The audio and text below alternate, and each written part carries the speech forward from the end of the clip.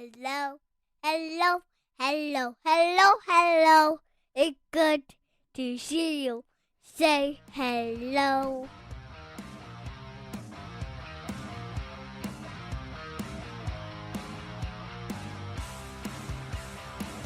Welcome to the Huskies Hockey Podcast. Weldie and Andrew here, and I have essentially a whole new rig for my streaming setup in Casa de Weldie. So I shouldn't have any more issues of the all of a sudden not being able to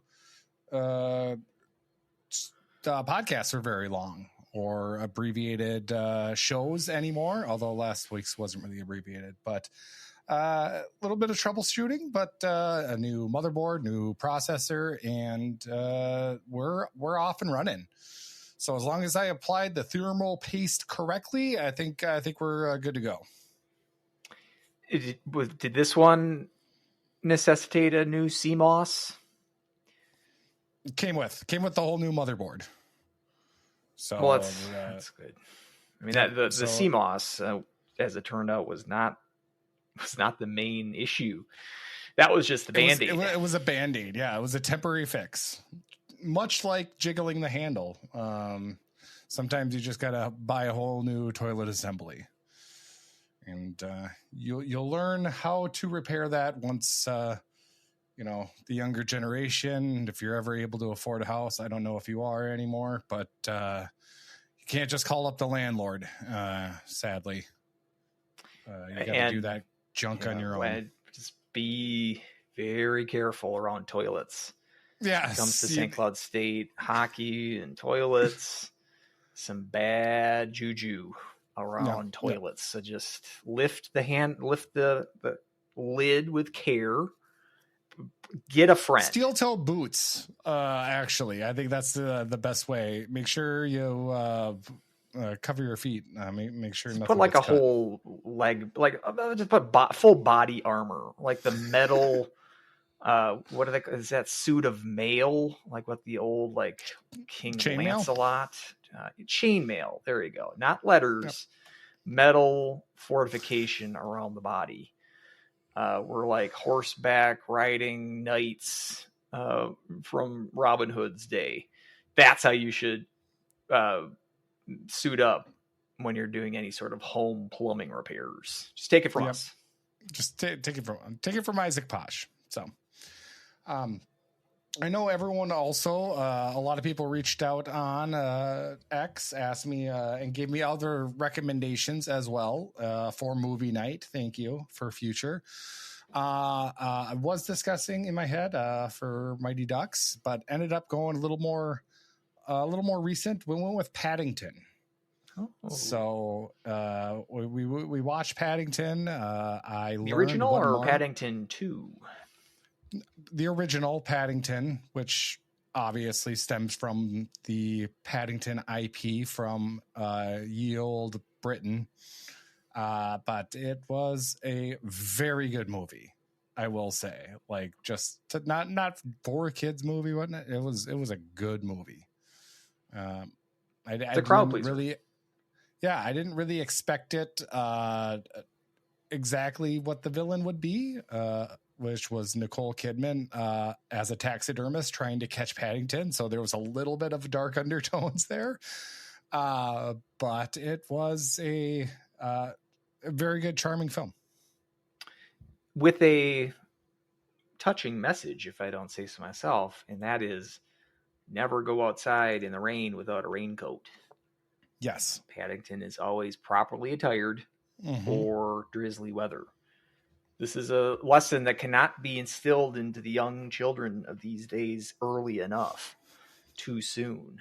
Mustn't go step outside in a shower without proper sheathing. So, 3 cheers. Well, especially in England. Paddington. I mean, yes, in England, I think that's even the more. The London fog, as they say. Yep, exactly. So, and then I don't think I would like marmalade very much. So, how about Marmite? I definitely don't think I would like Marmite. From down under, for our Aussie friends. For our Zach Okabe Yeah, I should family that's get listening. in touch. Maybe I can see if I can have a connection with a Marmite rep. Why? Perhaps a potential sponsorship. Why? Because sponsors get that sweet Marmite money. Teamwork is what makes the dream work. We could use some sponsors, and we're more than happy to accept sponsors, especially We're from not above it. Worldwide known brands such as Marmite. So get in touch if you are listening. Yeah, you got a point. So, all right. Also, since I'm back full story, we can get back and start the show proper. Here we go. So we're talking about whiskey today. Whiskey.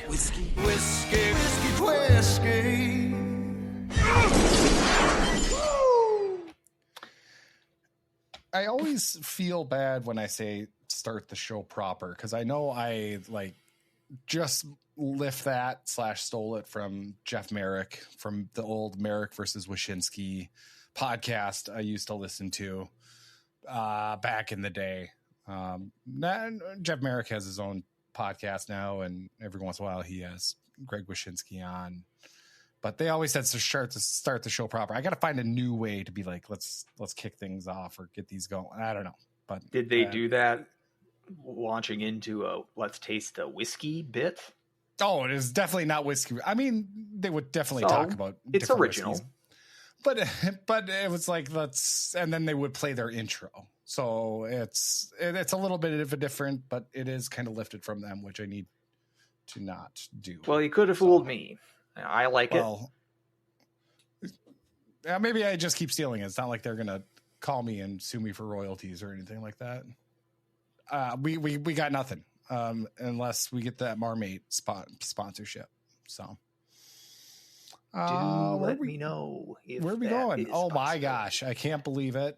This is unprompted and not planned. But today's single malt whiskey, Scapegrace Anthem single malt from New Zealand. So they're Marmite area.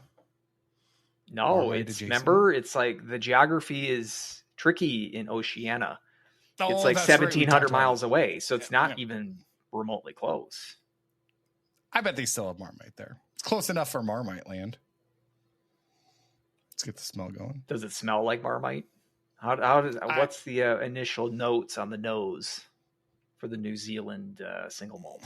It's very floral. Very kind of a rose type of a smell to it. I don't know what Marmite smells like, so I can't help. I think it's a vegetable product. So I'm going to go with like tomato soup, maybe. Okay.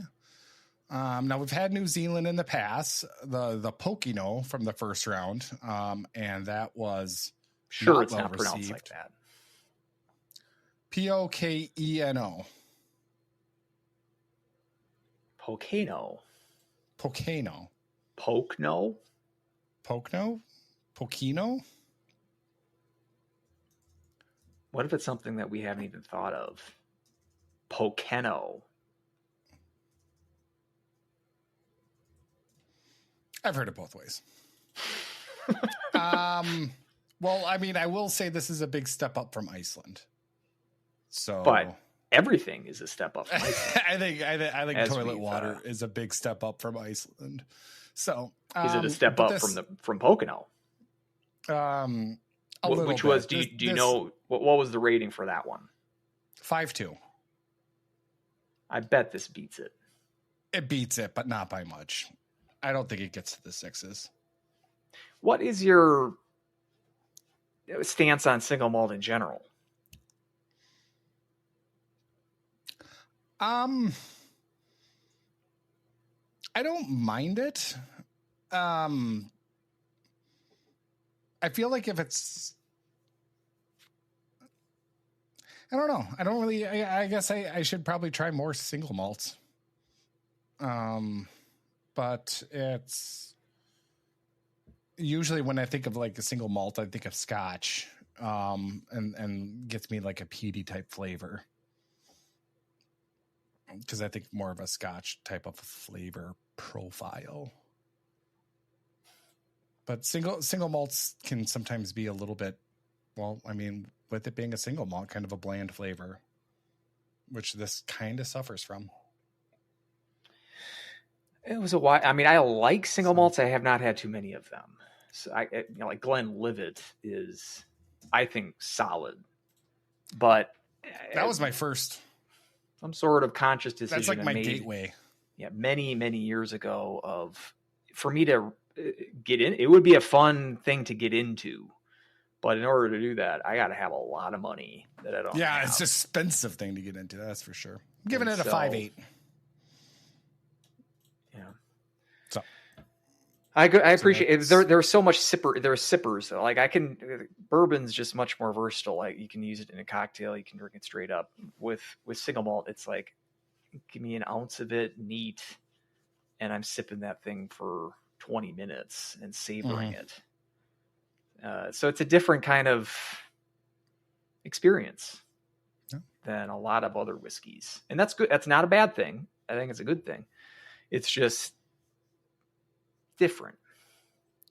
One of these weeks, I'm going to show up here and I'm going to bring a whiskey myself to sample, to really blow this bit up. Because I like it. After 30 of these that we've done, my repartee in the background, as you can tell, is getting a little stale. So I need to jazz this up a little bit. So if we want to set a weekend, if you want, we can go out and buy the same bottle, and then we can have a double tasting. Well, I was thinking like something that I can get in an airplane-sized bottle. Because if it is going to be Pocono, for instance, and I find out that it's a $299 bottle of whiskey, single malt, I'm not sure if I'm into that. Well, I mean, that's fair. But I don't think $5-10 in a little sample size, like the little thing you used to get in the Sunday paper, the sample size of shampoo, something like that, I would be more down for that. Samples. Man, this is when they had Sunday papers. But yeah, exactly. A long time. God, the funnies were in color on Sunday. That's right. So, all right, let's talk hockey. Men's team. Let's start off there since we only had one game a week ago against St. Thomas. And it was a lackluster effort, to say the least. I know we're probably going to hear the excuse of, a midweek game and just coming off of 2 hard-fought games in Duluth and then coming back for a midweek game and everything's all but got out to a 1-0 lead, and then I wouldn't even say then after that, it's not like the first period the Huskies were firing on all cylinders by any means, but it was just St. Thomas kind of overall played a much better game top to bottom and just kind of controlled play and dictated everything, and it ended up being a 3-1 loss for the Huskies, and this is just not a good sign from the optimism from where we were at after Western Michigan, and just to see these last 3 games and how they transpired. It doesn't leave a good taste in my mouth. So, sure doesn't. It's still early. That's always a good way to start a game recap. Still early in the season. Yeah, it's still early. Don't know how much longer we can get away with that as an open for an intro to a game recap that isn't filled with highlights when we're talking about St. Cloud State's performance. But it is early. It's the season hasn't been defined yet. If we want to define it, you're going into Miami this weekend. Then you're heading into a month of December against 2 teams in North Dakota and Denver, which up here strong enough, at least top half of the conference teams this year. This could spiral out of control real easy if you wanted to. still early enough that he can stop this momentum in its tracks and right the ship here. And yes, Miami's not the dumpster fire that they have been in years past, but maybe a good scheduling break, as it turned out, because you might need a team like Miami to right the ship for you. Because what we saw in St. Thomas is very similar to the Friday Duluth game. Just you did score a goal, so different in that you weren't shut out as you were on Friday in Duluth, but you get the one quick Brnovich goal, but then after that, pretty quiet. Power play opportunities, fairly uneventful, all three of them for the Huskies, including one where they shot themselves in their own foot by taking a too many men penalty to wash out their last power play opportunity. That was like the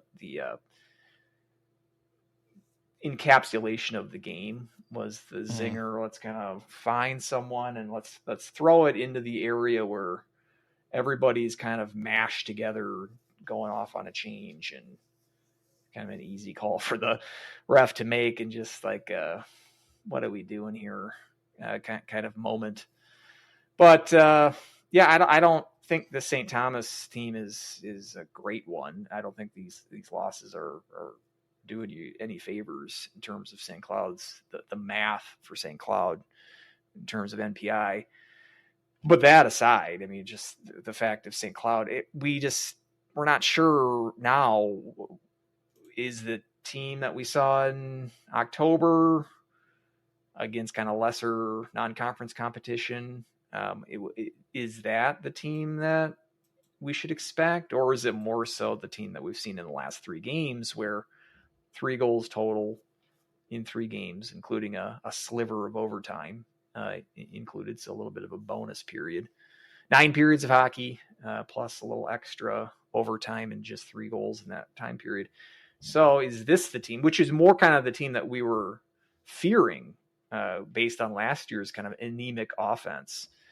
Is this more recent production going to be the par for the course going forward? I certainly hope not, because if it is, we shouldn't expect anything drastically different from the record that St. Cloud put up last year. Maybe worse, because you have a team like Miami that seems much more competitive than they did last year, and they're on the immediate horizon here for the Huskies. So it's hard. I mean, I thought the offense, as I've just stated for the last couple of minutes here, didn't seem to show up. The defense, I thought, was really rough. Lots of turnovers. I mean, just puck possession was difficult, and we've seen when this team struggles with passing, and just even basic puck handling can be a challenge for this team. The one thing that I'll push back, it's not really much of a pushback, but like imagining this, the comments about this game would have made some excuses. On the contrary, at least I was a little surprised, because we don't see it or read it too often, where I thought Larson and a couple of the quotes that Mick Hatton got for his write-up of this game, Grant Deshawn, Cooper Wiley, to a man, they were almost unanimous in not really putting much excuses out there, and saying that this was a bad performance. That team needed to do much better. It needs to show up not like this if they have any aspirations of winning games this year. So at least I guess that's a bit of a positive, that they're able to acknowledge such a anemic performance as we saw. But that's cold comfort. Wins are, especially non-conference, wins are very important, and a loss like that does not bode well in terms of getting my confidence up that this team can be a legitimate contender for the NCAAs this year. So it is just one game, 6-6. We got Miami coming up. It's we're a third of the way through the season. A lot of time left. We just need to get puck rolling back on the good side of the ice here, because this was a performance to forget. I want to talk about the defense and kind of what you said about their play and their turnovers. And first we can start on the goals too. I think the defense definitely for goals 1 and 3. 1, they got an odd man rush because Loftus misplay at the blue line, end up getting burned. And then their third goal, that I tweeted out too about that stretch pass that just can't happen. Do we know who the guilty party was on that play, by the way? Who the defense was for the Huskies during that third goal sequence? I couldn't really tell. Now we could probably just look at the plus minus and maybe take. I can look at there's a. Keep going. I can do some research on that.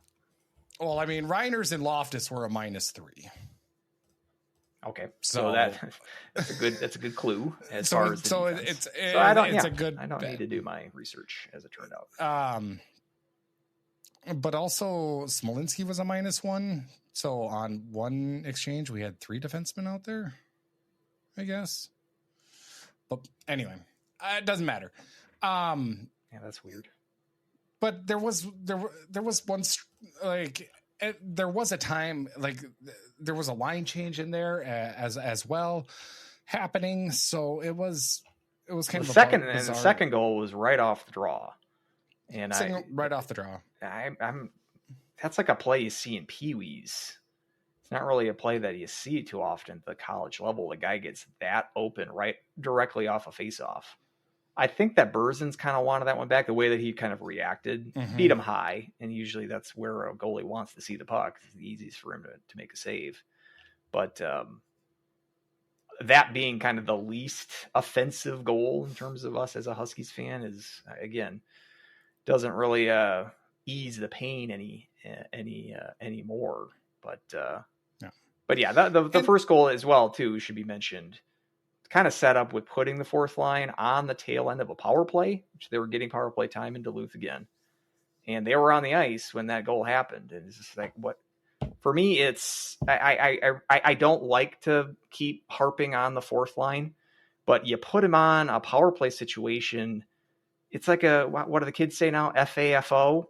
Like, this is what happens when you decide to put fourth line grinders in offensive minded opportunities like the power play. Not only did they not even get control of the puck in their zone to set up any power play time, but they're sort of fumbling to get possession in their own zone, leads to neutral zone turnover, and Loftus made a kind of a bad decision.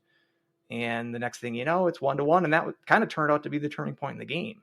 Yeah. And it's like, when are we going to learn that we really don't think that we have enough weapons on power play opportunities, that we have to resort to putting the fourth line out there?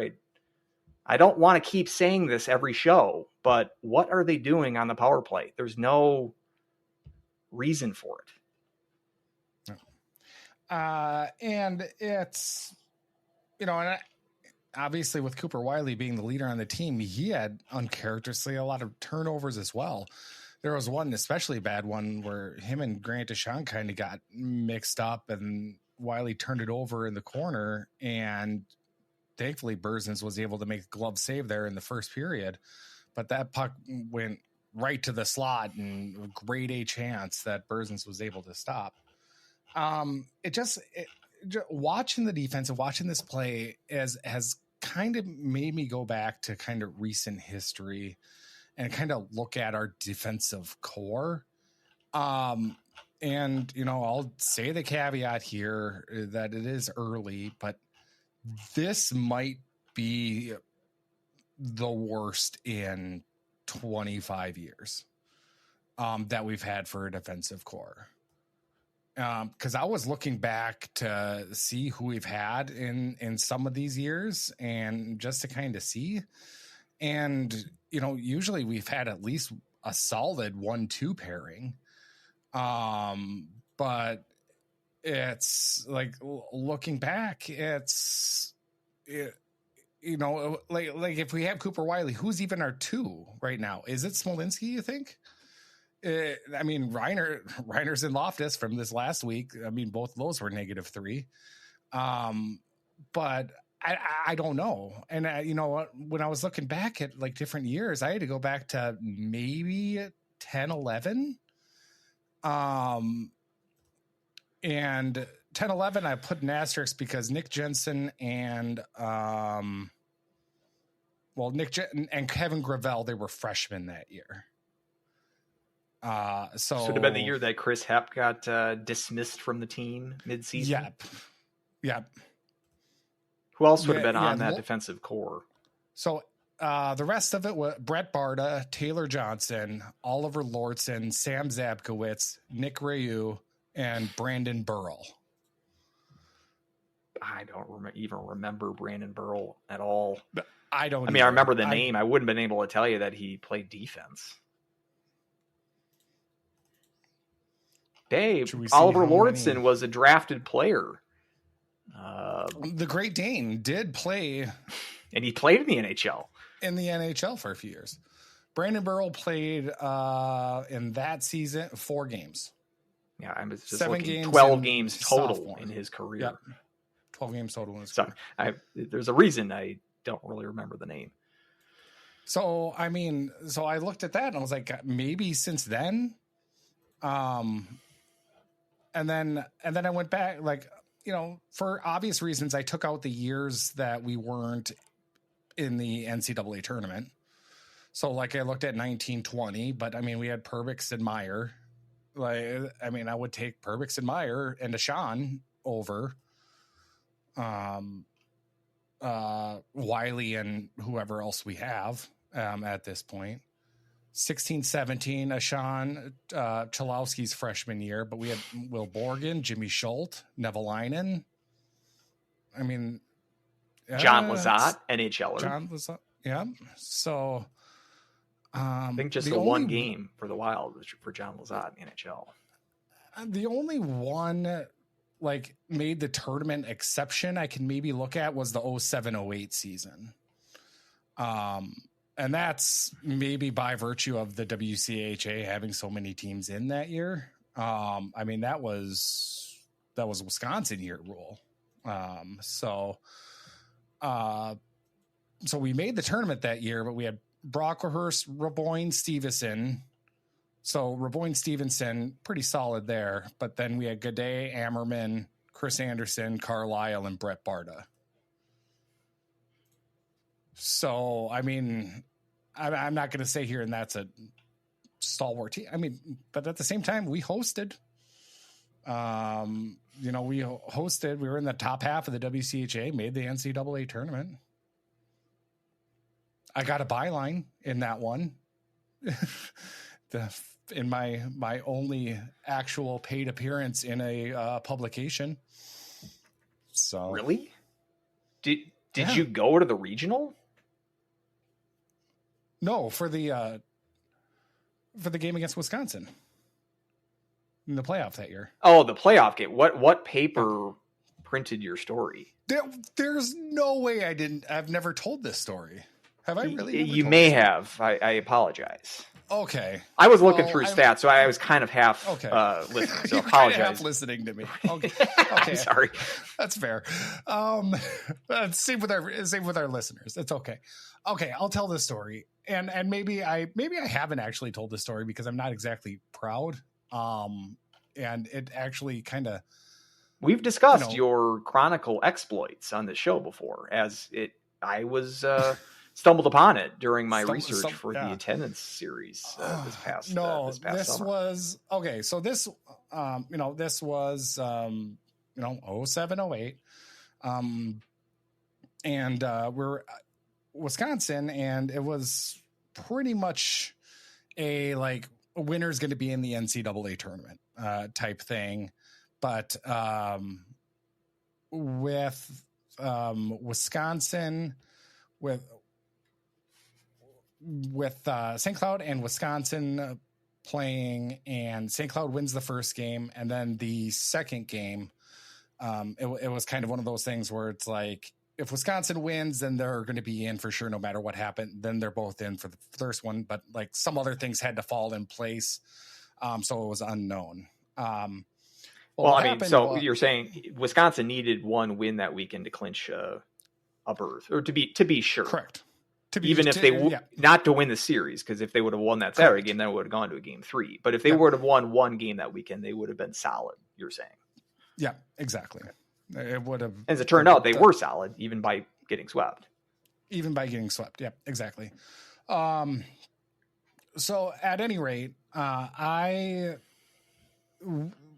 we had a guy who basically knew someone from the time. So like a sister newspaper or whatever would call the Times and be like, hey, we need a stringer to write a quick, recap to fill up inches. And the person who normally did it couldn't do it on Saturday. So asked me. So I was like, and again, I was at the Chronicle. I covered the women's team that year, but I was like, yeah, I can definitely, do it. I would love to. But then also the guy from, basically Us Show needed someone too. So I took on both, right? Us Show contributor, Travis Weldon. Exactly. So these articles are out there, sadly, both of them. Really? Again, I'm Googling that right now. Well, you've got newspapers.com. It's the Milwaukee Journal Sentinel want it. Sure. So they sent me, so anyway, I got in contact with me and they sent me, hey, we just need about 12 inches on blah, blah, blah, blah, blah. Already my, oh my God, panic was going off because I don't know what 12 inches means. I don't know how long it is because everything in the Chronicle. So many that's what she says here in the last minute or two, by the way. But this is a family show, so I'm practicing restraint. Yeah, keep it. I talked about Paddington earlier. You can't talk about 12 inches. Properly sheathed. He knows what to do when it's raining. Yeah, exactly. So, because anything in the Chronicle is like, hey, I need 600 words. I need 700 words. I don't know how many words fills out 12 inches. Right. But I'm not going to ask. I'm a college, I got that. So, anyway, so I've got a deadline for it to get to print at 9:00. And shocker, the game goes into overtime, which like in that business, it's, obviously sports journalism is fairly normal. So anyway, it's the third period. I'm, up there in the press box and I'm, typing the article. Wisconsin's up 3-2, I believe. And then we score a power play goal to make it 3-3. I think Swanson scored it, if I remember correctly. So anyway, 3-3. And then I kind of panic because I have to write up 2 articles and get them on the site. And, it's the playoffs. So it's like people are actually paying attention. And this is, again, college hockey popularity is like big now, right? So anyway, I'm writing and I essentially have to delete the article, right? I have to kind of, control a delete, like start over because the whole game kind of changed there. Goes into overtime and I email the editor, say, hey, just going into overtime, so it's going to be probably past that deadline. It's like, okay, send me a runner. I don't know what a runner is. So I don't know exactly what to do.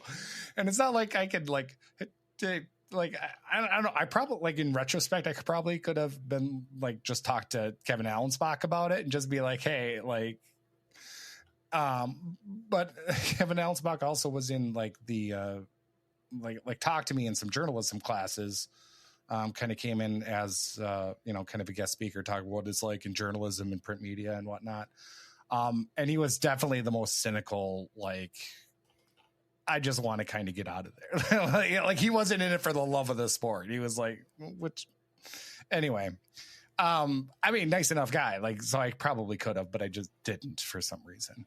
So, anyway, so I write up, kind of hash out the article of the intermission, the overtime intermission. and then kind of finish that when Ryan Lash scores the game winner about 3 or 4 minutes in.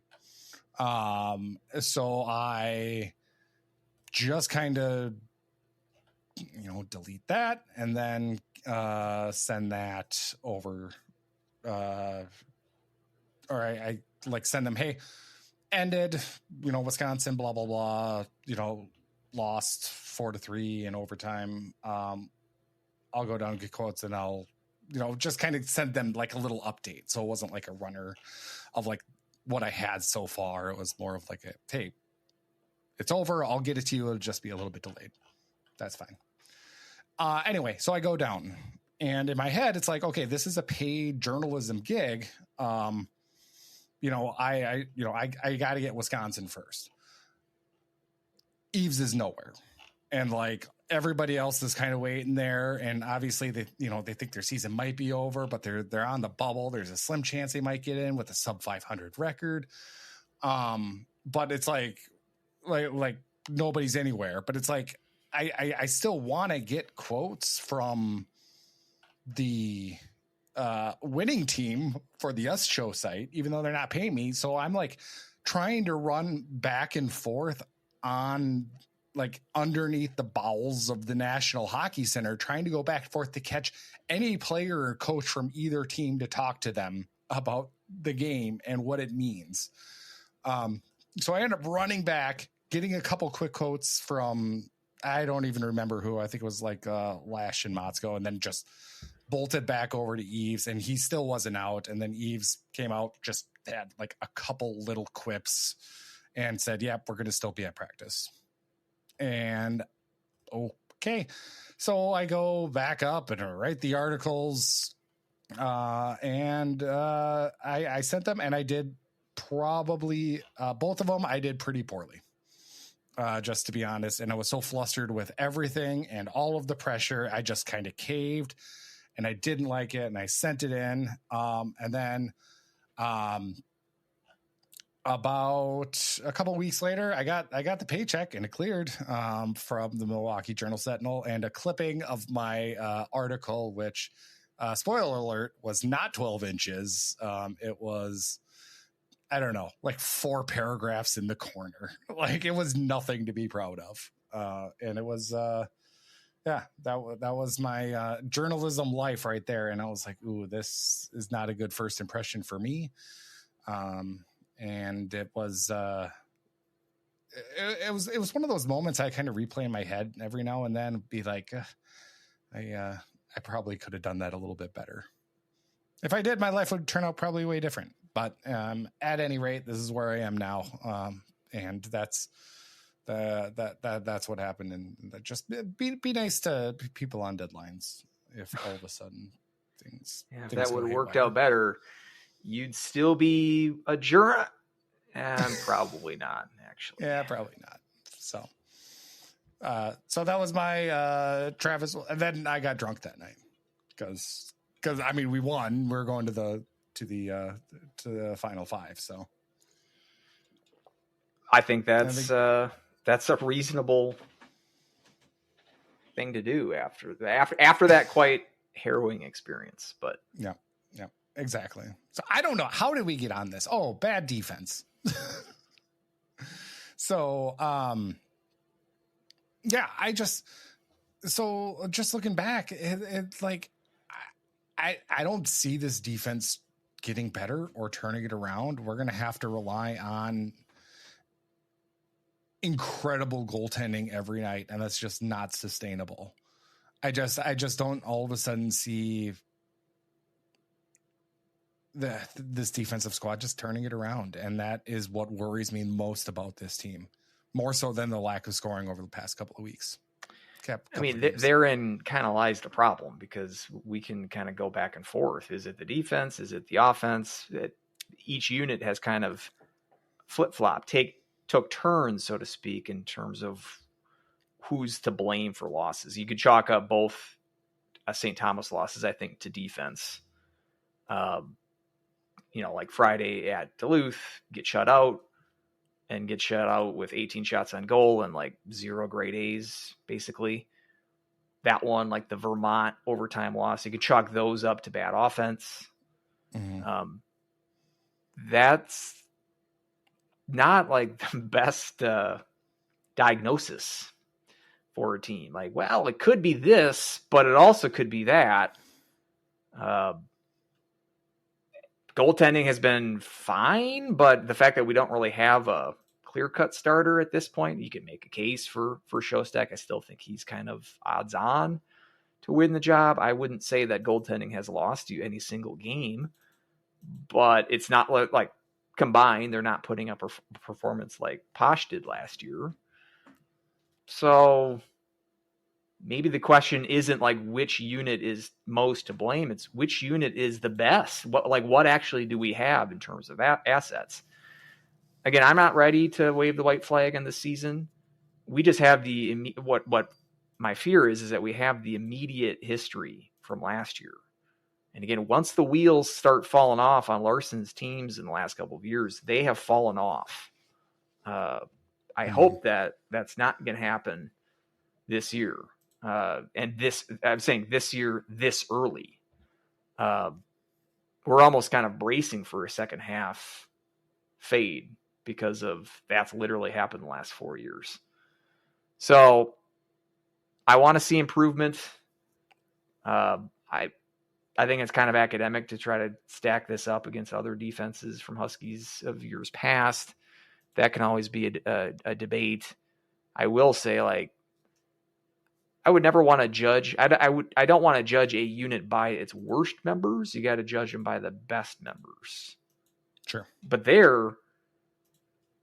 if Cooper Wiley's the number one here, and maybe we'll look back years from now and say Henricks was the best defenseman on this roster. There might be that might actually be like the odds-on favorite if we look back, like we're looking back on the 2008 Huskies that we are right now, and we could say that Henricks was the best. But Henricks is going to miss half the year, and Wiley kind of came into this season as as captain and top pairing defenseman. He really hasn't relinquished that role. He's getting number one power play opportunities. This is not the best standard to use either, but if we go back to our all-time draft that we did a couple of summers ago, and I don't know how many defense we each got. So 4 dudes picking all-time Huskies. I think we got at least 3, maybe 4 D to each team. This is no shot at Wiley because there's a lot of Huskies teams where their best defenseman wasn't in the conversation either. But none of the defensemen on this roster would even be under consideration, I think, for a best of all time team. One of when we're doing multiple people doing picks. Again, not the best, the be all end all criteria, but there isn't like a standout defenseman, even like we've had in recent memory with like Anhorn. Or Perbix. Wiley isn't quite at that level. It's either, I think they either need to just be a more stout defensive team and not allow the kinds of home run passes, the one that we saw for the third goal from St. Thomas, just the leaky kind of turnovers, not only with like this Loftus play, but Zinger basically his entire Husky career. At least either tighten that up, or the other way that you can offset bad defense is by putting in a lot of offense. If this defensive core can generate a bunch of points, they didn't do it last year. Can they? And they're off to a better start this year in terms of goals and assists. If they can put in more offense, then that would be a plus. But I think we might be in agreement that it might be a little unreasonable to expect those kind of turnarounds. We know this. A lot of these defensive players, the defensive core, we're familiar with them. This is Wiley's 4th year. We're still getting to know guys like Smolinski and Loftus. But we have solidly formed opinions, at least I do, about Josh Zinger, because you've heard them almost every week here. But we just hope that we can iron some things out and give me some consistency, consistent positive play. I should say consistency runs both ways, but yeah, I'm with you. There's been, and from Larson, that doesn't really look good. And Larson was kind of billed as a defensive coach when he was coming in, being a defenseman himself. You'd think that that's the one unit that would be his immediate kind of, it's kind of his, it's his thing, because it's kind of naturally how he matured as a player. But yeah, we'd like to see that. We'd like to see the defense cleaned up a little bit, because obviously that helps this team's success in the long run. Yep. Who's your pal? After all that, heaping praises on this team. I mean, we kind of knocked out all the defensemen from consideration for the award. Definitely not going to Reiners or Loftus. I mean, Bernovic scored the only goal of the game. I don't see any other. Persons didn't play. He didn't steal one. I don't think he played poorly, but in the lack of better candidates, I'll go with Austin Bernovic. I'm with you. I mean, 3 goals on 35 shots isn't terrible. So, are you going Persons? No, going Bernovic. Okay, because he scored the goal. So pretty easy there. Coming up with Miami here on the schedule, being kind of the darling, talked about 7-3, averaging 3.9 goals per game, but also giving up 3.3. So Noreen is kind of helter skelter there when it comes to his team, and a lot of goals will be flying. So maybe we can see offense kind of get back on track. With them being 7-3, but they also 5-3 with 2 overtime wins over Lindenwood.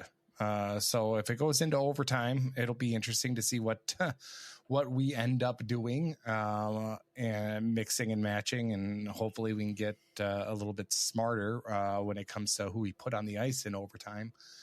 But Miami started the season obviously hot against lesser competition. Then WC or NCHC play has rolled around, and they are 1-3. And with winning over Arizona State 5-2, but they just recently got swept Western Michigan by a score of 5-2 and 6-2. With this weekend here, going to Oxford, how are you looking for the Huskies to kind of bounce back? I sure hope. We would circle these games beginning of the season, because you've got this series at Oxford, and then Miami visits St. Cloud later in the season. With a team in Miami last year's won precisely 0 conference games, and the year before just won 1 conference game. Felt that was a bit of a scheduling break that you're able to get Miami 4 times on the schedule this year. A cute start. And a team that's got weapons that they haven't in recent years. Lots of European influence with this Miami team. You mentioned Ilya Morozov, 17-year-old, second youngest player in college hockey this year, and he's off to a more than a point per game start in his first 10 games at the college level. Noreen coached him in the USHL, and it's a good get for Miami. I'm going to probably butcher this name here. Koka Delic is their leading scorer right now with 12 points in 10 games. He's that Canadian. Is first name, last name. That's Kocha both. Delic. Koka. Yep. I'm going Koka. I don't know. Kocha. Kocha. And then Delic. It says he's from Ottawa, so maybe I'm over Europeaning his name. But I'm going Delic. Like a Vladi Divac kind of thing. But Vladislav Luka Šebić. I'm going Divac. Or maybe Divac. That's what it looks like to us dumb Americans. So I think the Europeans, like the Finns, every Finnish name that the Huskies have, whether it be men or women, mostly women these days, but those don't conform to English rules. Like Nora Ratu is Raty, Yeah. but that's how the rules go in Finland. So I'm trying to give them the benefit of the doubt here, or maybe I'm just overthinking it. Vladislav Lukashevich, again, don't take my word for it, but he's Russian, and he's a top scoring defenseman for them right now. Michigan State transfer for them. So lots of non-American born players on this team, and to pretty good success so far. It's relatively speaking for Miami. This is a banner year for them. But a team that's young and it's on the rise, as you mentioned, I think they can be scored on. They're able to score more goals this year, but they're giving up goals at a steady clip as well. So maybe this is an opportunity for that St. Cloud offense to wake up again. Yep. Thought that might have been the case with St. Thomas, who's had goalie issues, injury, and not goodness as part of their problems. But that third stringer, Ingeman, for St. Thomas looked pretty good on Tuesday. Ugh. So yeah, I mean, it's the road games. Miami's not the pushover that they have been in the last couple of years. You got to take this seriously from Miami's standpoint. I mean, they're coming off a weekend at Western Michigan where could have done both two things. Kind of brought Miami back down to earth.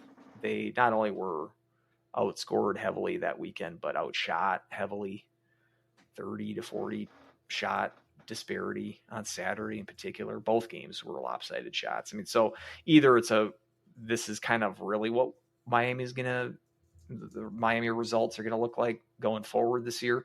It also could have been like, oh, okay, well, Western's not like, this might have put some fears that Western, wasn't that good this year, or was taking a big step back. Convincing wins for them, it might have done the job of putting them back in the conversation of, oh yeah, they're for real, which I certainly didn't think was the issue with Western.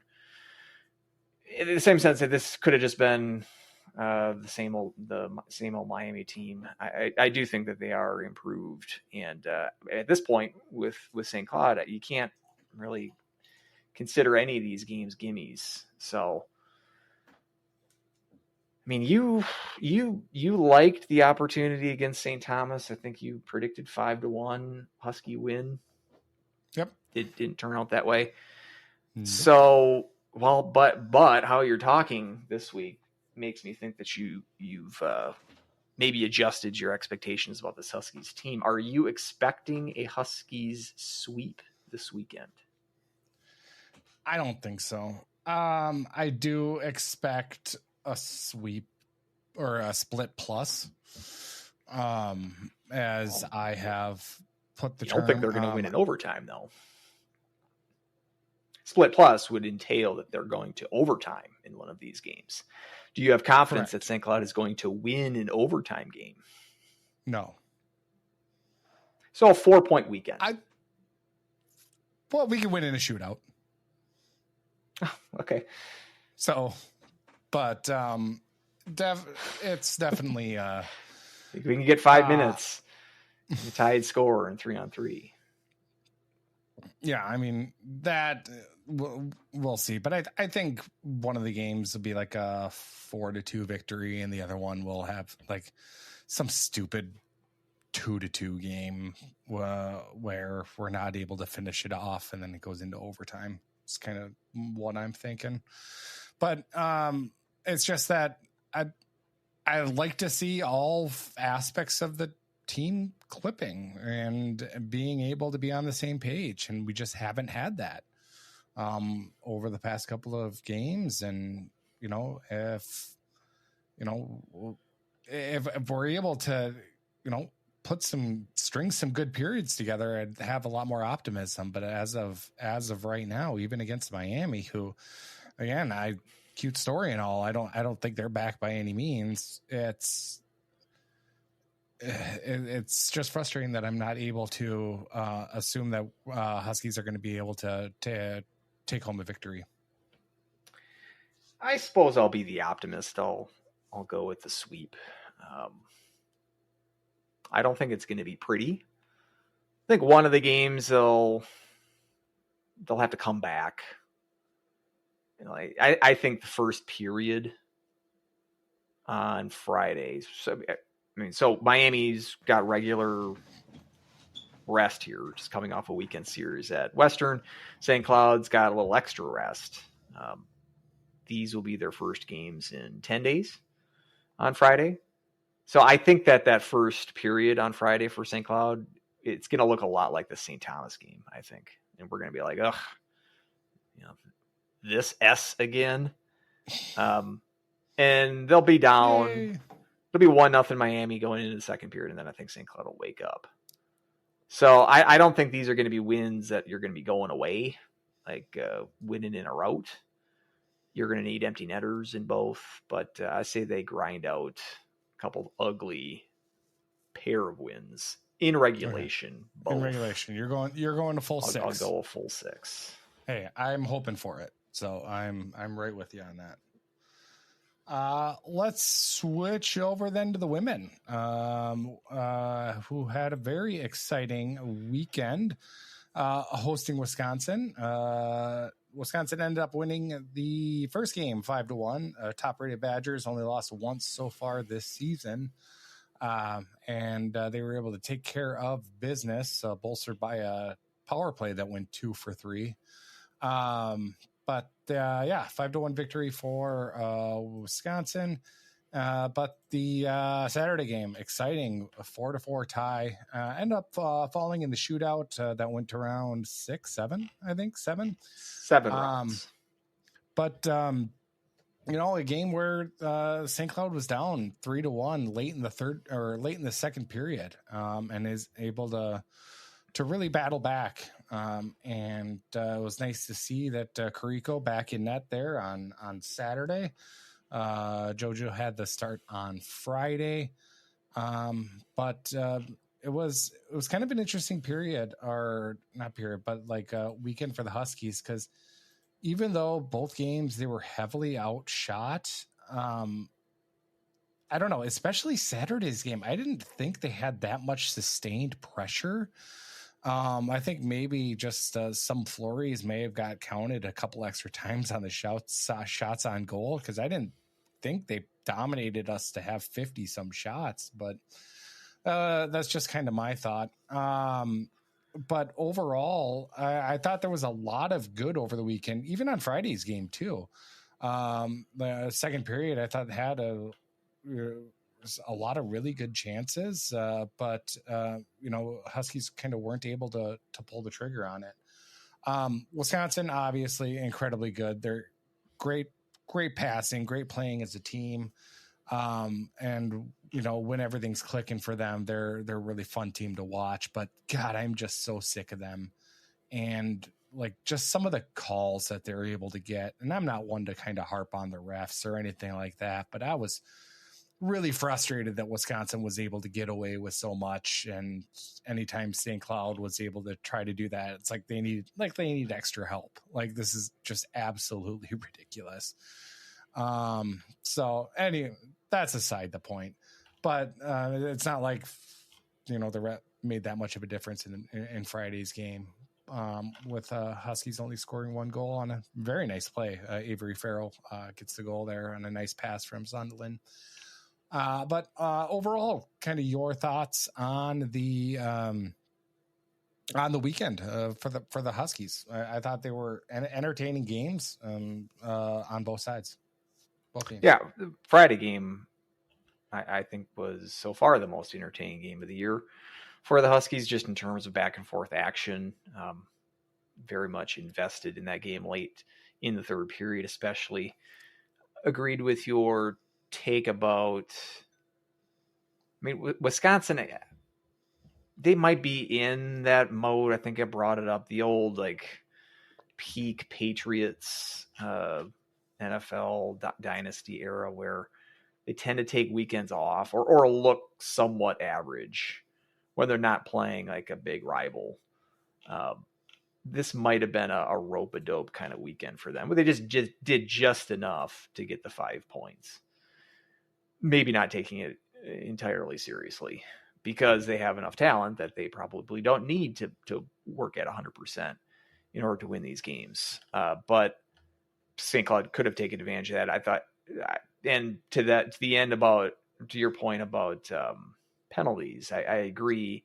I thought a physical weekend by both teams, and I just didn't feel like the power play disparity was warranted. So like on Saturday, the 25 seconds was all that St. Cloud power play time in which Michaelian scored the game tying goal late in the third. That was their only power play opportunity of the game.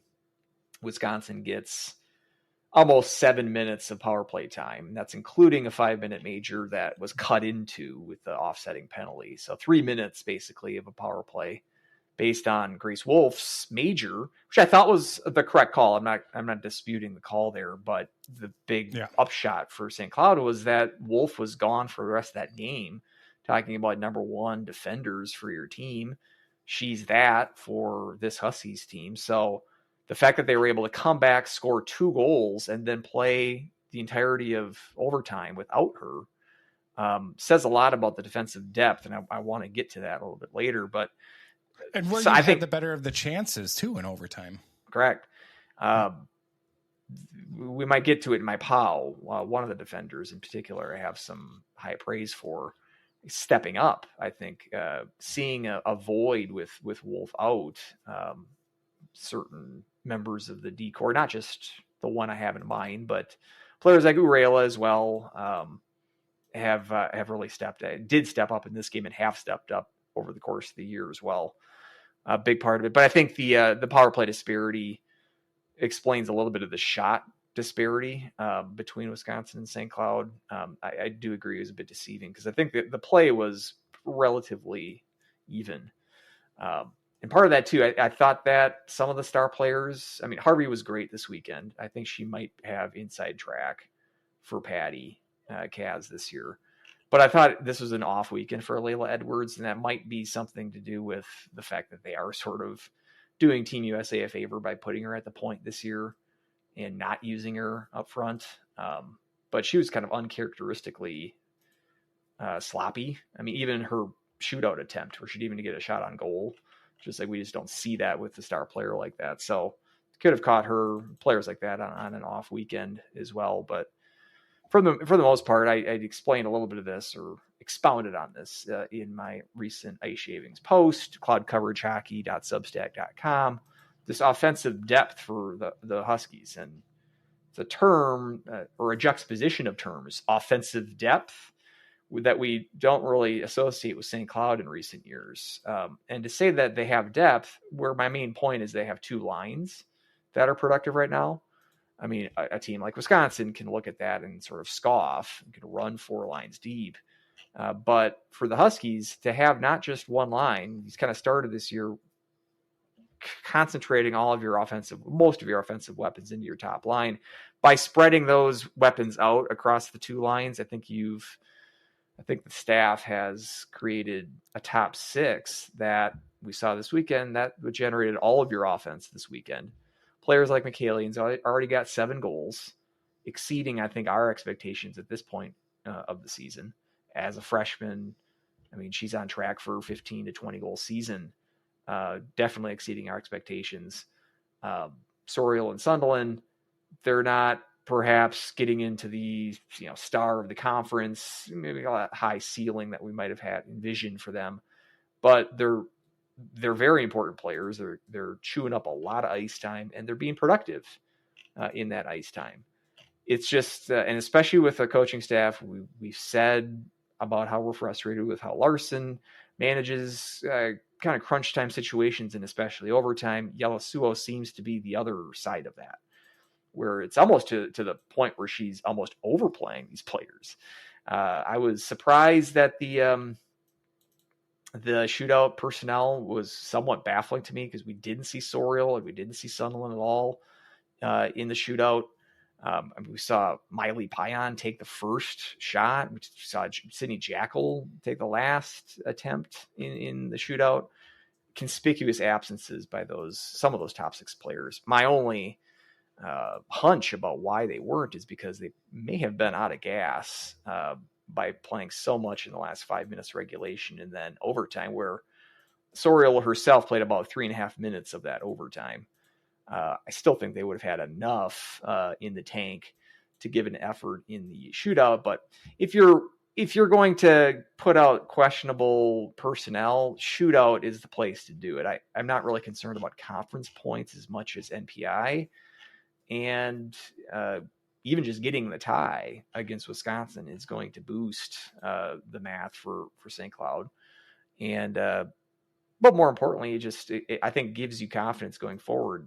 This is one of those kind of results where ties are just fine in my book, because this was a tie for St. Cloud that kind of felt like a win, even though you lost in the shootout, because of how much you're going up against, because also you get Carrico back. I think that was a shot in the arm for St. Cloud as well. I don't think they get to overtime without Carrico.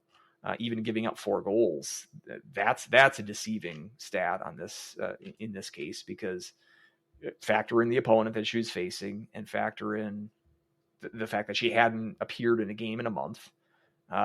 Huge performance by her. Just in the one game this weekend, she was in my POW consideration based on how valuable her performance was. So it was I thought a very exciting game. It's one of those ones where a David and Goliath kind of situation, but St. Cloud, I thought, rose to the occasion, especially after Friday, which I didn't even think they played poorly on Friday. But coming back from that, you lose 5-1, and you put in perhaps their best overall performance of the season, and then you factor in the fact that you did it mostly without Wolf for the entire third period and overtime.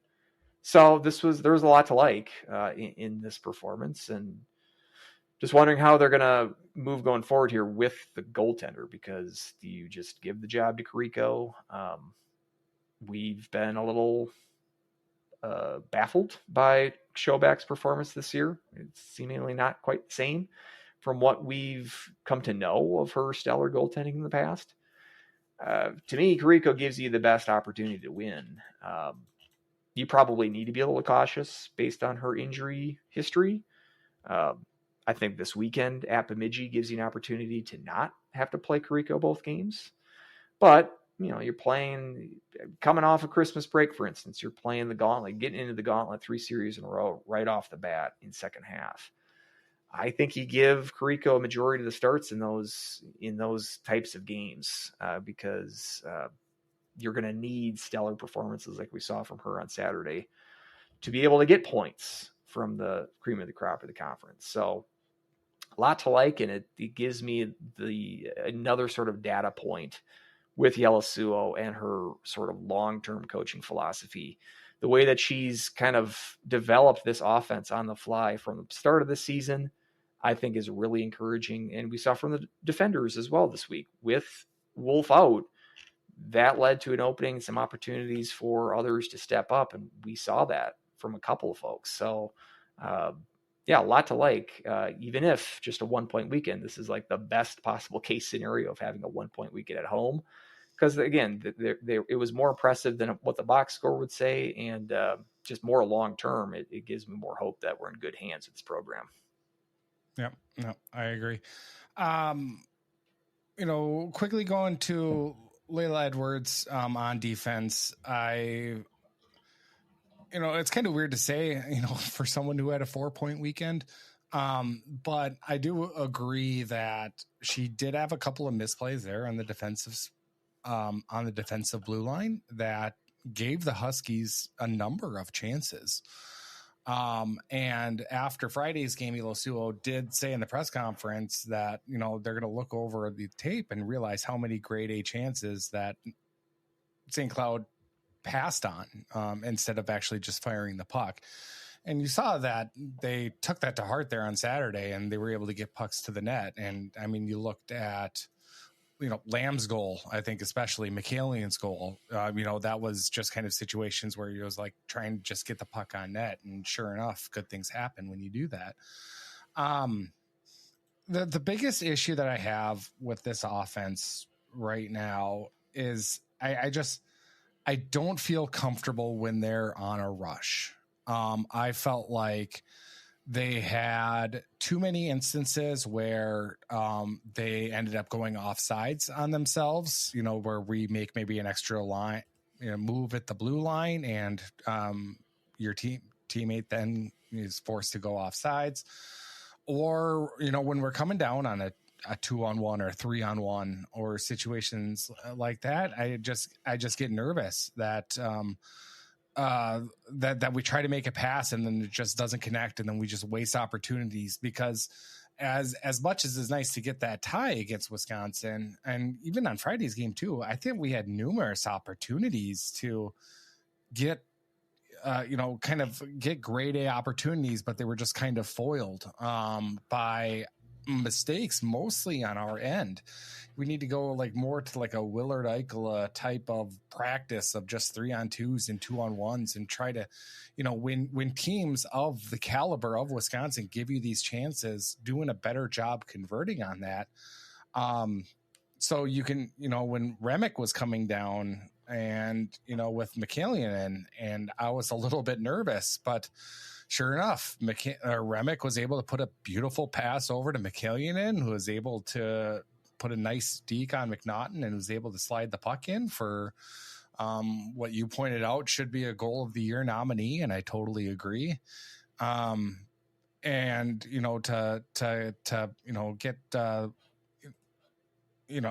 Huskies kind of back in that game, and you can see the excitement also from the players. So, but those are instances where it's like we just have to be tighter in those situations, because I was getting so frustrated with how many times we brought ourselves offside. So it was, once we kind of shore that up, I think everything will be, I think things will get a lot better, but we got to practice those situations, I think. McCallion, obviously she's a gamer, she's a shooter. You talked to her about her a little bit, and looking here, she is 7 goals, like you said, already on the season, and that is tied for third amongst freshmen in the country. Hilda Svensson from Ohio State has 9. Now you put McCallion on Ohio State's team, I think there's kind of a different story there. And then Ava Thomas from Boston College has 8. So obviously all of them have a lot more assists than McCallion does, but as far as goal scoring, she's definitely up there with the most impactful freshman. And on a team like St. Cloud State, I think that speaks a lot. So, I do feel that Carrico should get both starts there, or maybe not both starts, but I do think like a majority of, against the Wisconsins, Ohio States, Minnesota Duluths, Minnesotas, I think you gotta ride her for those games. Now we do have an opportunity here against Bemidji. Chobak, you got to get her confidence back. And I think this is a good weekend to do that. So, split weekend, this weekend, I think is a good sign, or a good time to do that. But Yosuo said, this is an instance where, we gotta look at these next 6 games, and we got to run the table here. Bemidji State, then we got the tournament, Colgate Clarkson. Now they're both nationally ranked. Easier said than done on that. Yeah. And then at Mankato. So it's like, we're going to be 6-0, or you got to do everything you can to get 6-0 and get back out, off this, we haven't won since that overtime game against St. Thomas there on Friday. Cause that Saturday game, we ran that one down our legs. So, but Colgate Clarkson. I mean,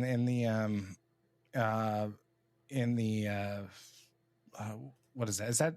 Does that have a name for the D1 in DC?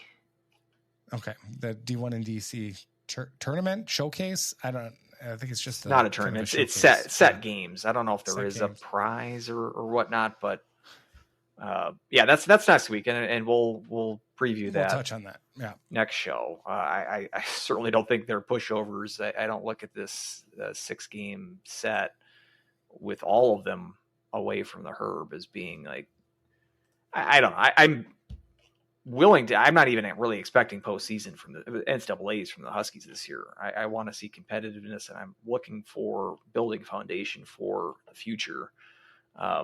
Take them one game at a time. If you're got thoughts of 6-0, you're going to be beat by Bemidji this weekend. So take them one game at a time, and we'll preview Clarkson and Colgate next week. But if they go out of DC with 2 wins, I'd be thrilled. I might be thinking about, what are those NPI numbers right now? Mm-hmm. Because that would turn heads, not just with me, but I think with some national folks as well. So we'll get there eventually. But just offense. I mean, so right now, more than a half goal better on average per game this year than last. 2.6 and change per game this year is a little bit over 2 all of last year. And that's considering, I mean, you had the 2 Lindenwood games, but I would say the others were you playing one of the toughest schedules in the country. So it's not like you've been fattened up. You're puffing up those offensive numbers based on a light schedule, quite the opposite.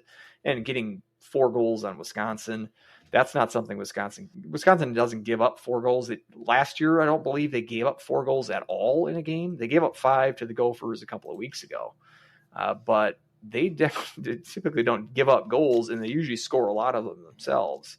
So it's somewhat uncharted territory for the Badgers and how elite they've been over the last couple of years.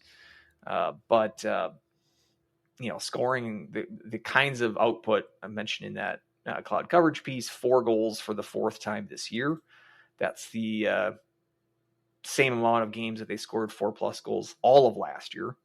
So, I mean, we're getting some immediate returns on things that Yelasuo had sort of set out upon taking the job, goals that she was going to have in terms of developing this offense to one that can compete with the likes of Wisconsin, the rest of the cream of the crop of the WCHA. Are you quite there yet? No. It's going to take a while to do that. But I think we've got the system, and we're seeing it right now kind of play out in front of our eyes. I think the system is a good one. And if we can continue to get the talent brought into that system, we saw a bunch of signings today, national letters of intent. Check out Sydney Wolf, some pieces that she's written. We were kind of both of us independently kind of doing some research on these players that we've gotten. We know that women's junior kind of recruiting is different. The nature of women's hockey versus men's hockey, it's much more of a crapshoot in terms of our speculating, in terms of trying to translate how a player is going to fit into NCAA based on junior experience or high school prep experience. Sydney Wolf does. She's got her finger on the pulse of that much more than we do. So check out her articles for some future Huskies. But based on what we've seen, yes, they're putting up video game numbers at the prep level in terms of players like Jasmine Hovda, who's played in Roseau and played with the Remick and Erickson, the Huskies that are currently on the team this year. So some familiarity with some of the players on the roster. If the system that we see kind of take shape this year with this current set, and then you start plugging and playing with your future recruits, the future can look quite bright. Seeing this weekend, and like we said, to preview the series last show, any points out of Wisconsin was going to be a big plus. It's hard to to say that we're super thrilled with a 1 point out of 6 weekend, but considering the opponent and considering how you did it, like I'd be much less thrilled if this was a 1-1 tie, that it was, shots were 45-10 and Carico stood on her head and you did just enough to squeak out a tie. This one was one where not only, as you said, in the overtime, probably outplaying Wisconsin or having the better of the chances in overtime in a 3-on-3 situation. And Wisconsin, she mentioned, was not putting out their B team. They were not doing the Brett Larson school of overtime. Harvey, Edwards, Sims, I mean, all of their top either D and forwards were participating in that overtime session. So it's not like they were, hand waving away this overtime session. So you were able to kind of go toe to toe with the team of that caliber. We saw them in Ohio State a couple of, all these games have been close. That's what's so frustrating about this recent stretch. We're not getting blown out. There's been a couple of games that the scores have been lopsided, but you're right there in games against, probably should have won at least one of the Duluth games. You're right there with the Gophers at home in that game. Ohio State, you had a lead in the third period there. And in this game against Wisconsin, you might have outplayed them. Other Ohio State game was 5-1, but I mean, it was the 1-1 and then the penalty shot. And then the third period kind of turned that thing upside down. Yeah. I mean, so it's sometimes it's more difficult because you're not getting blown out of the water because you're so close. It almost hurts that much more. It'd be easier to accept defeats if they were convincing defeats, but the fact that you're so close and you're still coming away with 0 points, that's kind of what hurts even more.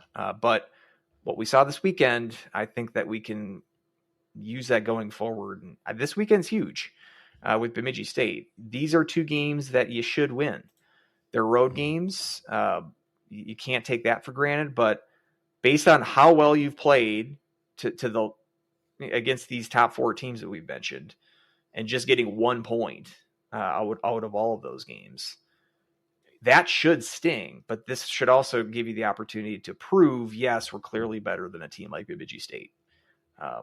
And I think that you should have some confidence coming off of the weekend against Wisconsin. You should go in here and kind of like what the last couple of years going into Bemidji, those have been sort of defensive battles as well, not really asserting their will against a team like the Beavers.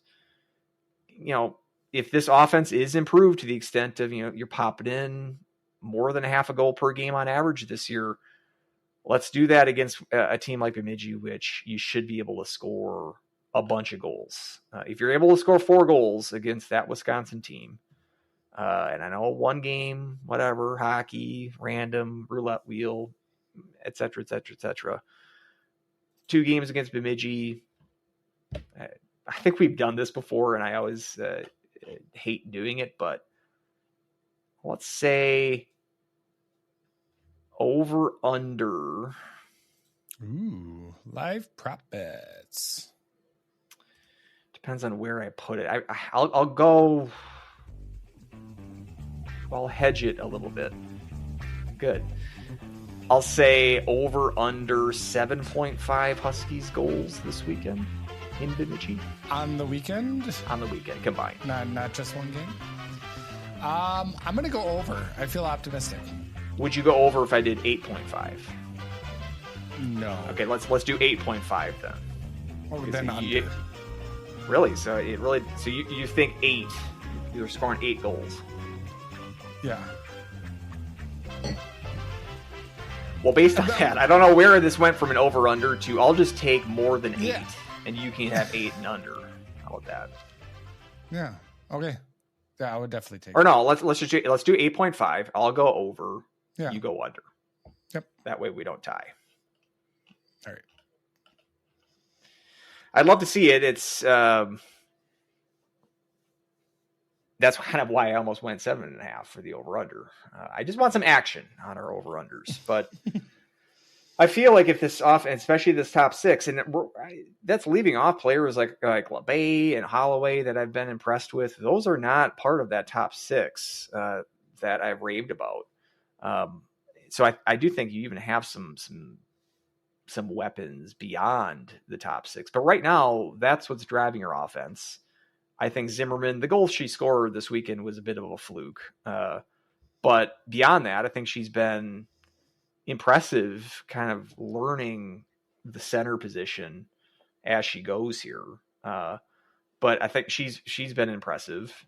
I think Mustinen has sort of kind of been activated by Yelasuo putting her with a fellow Finn with Sunderland on her line. I've liked that opportunity, and Farrell as well. I think has produced with her sort of assignment on the right wing. She got some overtime action. Like I mentioned in that article, what we saw is 8 players got you through the entirety of overtime for the Huskies. And that's with one peon. She had maybe a 30-second shift. Farrell had 2 shifts. I mean, it was so you got through it with 5 forwards and 3D, but basically 2D. So this and Brett Larson, like in comparison, that Duluth game, which what was that, 2.5 minutes of overtime? Yeah. Used 10 players to get through that 2.5 minutes. I mean, Yelasuo, you get an overtime timeout. There was an injury timeout, if you remember, for Wisconsin's Murphy went down. There was basically another timeout in overtime based on that. I mean, there really is no reason to play more than your top 6, the players in your top 6 forwards and 2 or maybe 3 defensemen. If you're Brett Larson, there's no reason to play 10 guys, and he probably would have had 2 or 3 other guys step on the ice. We would have hoped that eventually Brnovic would have joined the action at some point in the 5-minute overtime. We never got there though. So my point is that couldn't tell. It's crunch time, and yes, they didn't score, but putting your best players out there probably was a good reason that Wisconsin wasn't able to score either. So yeah, it's a shocking concept. Using your best players in overtime. Right. Yeah. So yeah, I've really liked Farrell, her play, even if she isn't point producing. Now she did this when she had the lone goal there on Friday, but but overall, I really like her play both with and without the puck. And I think Remek is really kind of starting to come into her own too.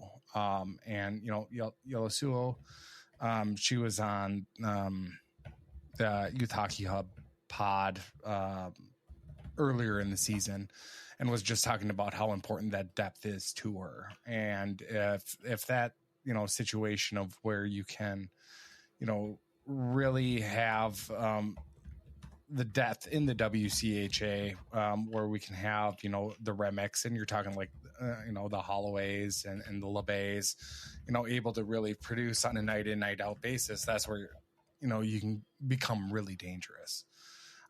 So that's what, that's what I'm really looking forward to, as they grow throughout the season. Yeah, I hope it gets to that point where we can, 8, 9 goals on a weekend. And, I hope I'm wrong here this weekend. I hope you win the prop bet on that. I do too. We can go to the POW, but I know you wanted to talk a little bit about the defense standouts. Which do you want to? Well, we can do the POW because that okay. Sort of feeds into that. Yeah, I knew they were kind of related, so I didn't know if you wanted me to go right into it. So let's go into the POW. I am going now. There's plenty of candidates. Kariko, I think, would be under consideration based on her just one game, but you needed every one of those saves to get to the point that you got a point out of Wisconsin this weekend. And just great to see her back. Difference that she makes on this team, I think, can't be understated. Got McCallion, who's got the 2 goals, and he's mentioned 7 on the season, leading the team. she's coming up with a knack for having not just scoring goals, but clutch goals as well. Tying the game up with about 3 minutes and change in the third period. The nice wrister through traffic. This is what this team needs, is like a sniper, and she's kind of fit into that role very quickly. But I'm going so with Wolf's absence after the major penalty, some defenders needed to step up, and Urela did. We've seen that from her for a while now, but I don't know if we've talked a ton about Sydney Lamb, but I thought she was the other defender that really stepped up this week. She was getting those other shifts in overtime with basically flip-flopping with Urela and holding her own against this vaunted offense and putting up offense as well, scoring a goal, 4-on-4 goal, sandwich in between, or I guess during the 5-minute major for Wolf. Wisconsin takes an offsetting penalty and creating a 4-on-4 situation. Lamb scores a goal there. Lamb's getting power play opportunities as well. She's on the ice for the McCallion game tying goal. Right now she's leading the team in plus minus. Say what you will about that stat. I know some people don't put a bunch of emphasis on it, but right now a plus 9 on the team, which leads not just defenders for the Huskies, but leads all players. She was out there for a little bit. She missed like the Gopher series earlier. It's very difficult for us to gather injury information or reasons for absences. I would assume it was an injury, but coming back, especially in the last couple of weekends, thought she was pretty good against Duluth as well. But this one was a weekend where we saw Urela emerge last year as the young defender that became sort of a key player for the Huskies in the second half of last year. I think Lamb's kind of doing that a little bit on an earlier track this year. And we saw with the opportunity with Wolf's absence, I think Lamb was the immediate beneficiary of that and played really well. Not just in the late part of the game on Saturday, but that's, I think, what really stood out. But for the whole weekend, I thought she put in an impressive performance. So I'm going to go with Sydney Lamb for my pal this weekend. How about you? That is a very good pick.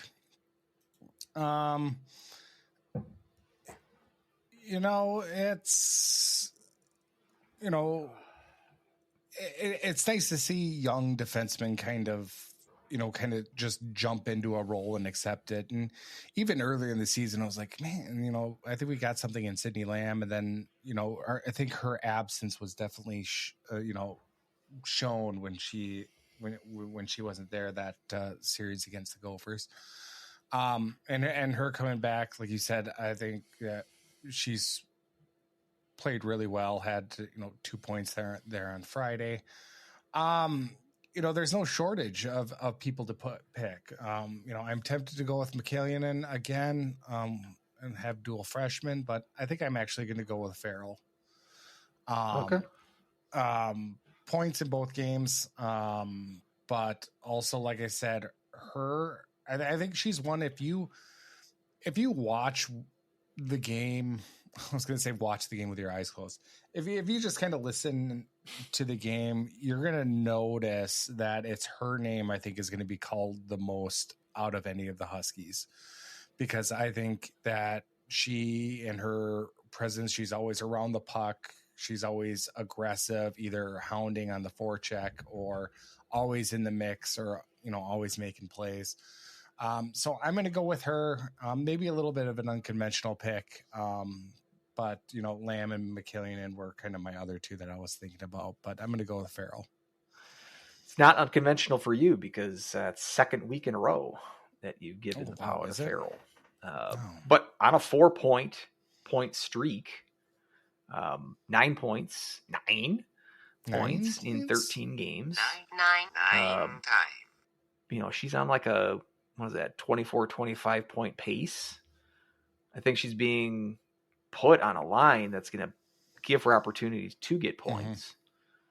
Mm-hmm. But yeah, and she's a rare right-handed shot for this team. So I think it's a good decision to put her on her natural sided wing. So it's working for her right now. She's been a productive player over the last month, and we like the kind of goals that she can tend to get. Not always the prettiest, but Nope. hard-nosed player. She's always sort of in the dirty spots of the ice. Those players are quite valuable. And in a team like this, where we've got the weapons on her line opposite her, like the more skilled weapons, like she can be sort of the all-around cycling, corners, front of the net. A lot of that doesn't get into the box score, but it goes a long way to creating some goals and putting yourself in winning situations. So no debate here. I think that's another good pick.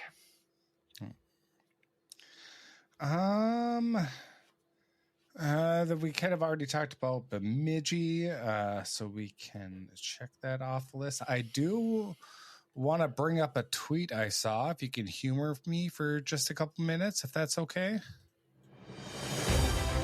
No, Lowell Sun Sports Memorial Foot and Mouth Award nominee. Oh, it's that time of year. That time of year where we got nominees going. Now, I don't even know if we have a lot. Like, I guess, do you have the spreadsheet? Do we have any nominees here so far for this year?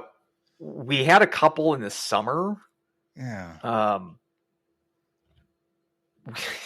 This one, I mean, this one was kind of memorable. It was the WHL commissioner about how the NCAA's business class. Remember that one? Oh, that's right. The whole quote, which went on for a while, it is a dandy. That was a good one. It's at a disadvantage because it's going to be so early in, like Oscar nominations. It's not. They're always December, right before nominations are announced. It's very hard for a movie that was released in January to get an Oscar buzz. So that one might hurt it. And I also had one that it's not even that good because it was a tweet from one of those ECH guys saying, defending Penn State's non-conference schedule, saying that LIU leaves you in an ice bath for 3 days. It doesn't slap as much with LIU kind of leaving the Gophers in an ice bath for a couple of days. That gets us to this one. Win. It's a good segue, I suppose. Yeah, it gets us to Tom Chorsky's tweet at Hockey Logic, which I don't know what logic he's using here, but this might be the reason. So, quote from his Twitter or from X, this might be the reason the Gophers struggled with LIU. 11 of 25 Gophers, 44%, are 20 or younger versus 2 of 30 LIU players, 6.7%, are 20 or younger. 8 of 30 Sharks, 26.7%, are 23 or older. 2 of 25 for Minnesota, 8%, are 23 or older. So let's rehash that argument that the Gophers are just not able to compete because of the age restriction, or the age is just too darn high. That's why LIU was able to kind of roll the Gophers. What was it, 6-2? And one of those goals that the Gophers scored was literally off the skate of an LIU player. So really 7-1. Yeah. And one of the 6 goals for LIU was how's a good 160 footer? Yeah, a Frazee-esque highlight reel goal there. Yeah. So I wanted to submit that one into the nominee pool for the Foot and Mouth Award because just poor Gophers having to do. I like the fact that he had trouble with LIU. That he did the math and finding out what the percentage was. The percentages, didn't really add anything to the argument. Yeah, Chorsky's got a high bar for me. He was nominated for a PST. This would have been it was an NCAA tournament game. It was against Mankato, and they played a couple of those. So I'm not sure exactly what year it was, but the Gophers were getting smoked by Mankato in the tournament.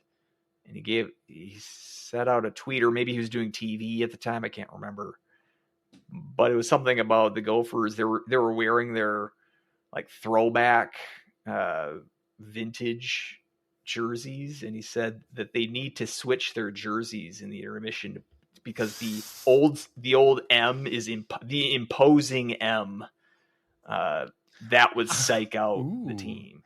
The imposing that now M. See, that's the juice right there. This doesn't really stack up as much to that, but few statements can, I suppose. But we'll put it on the board.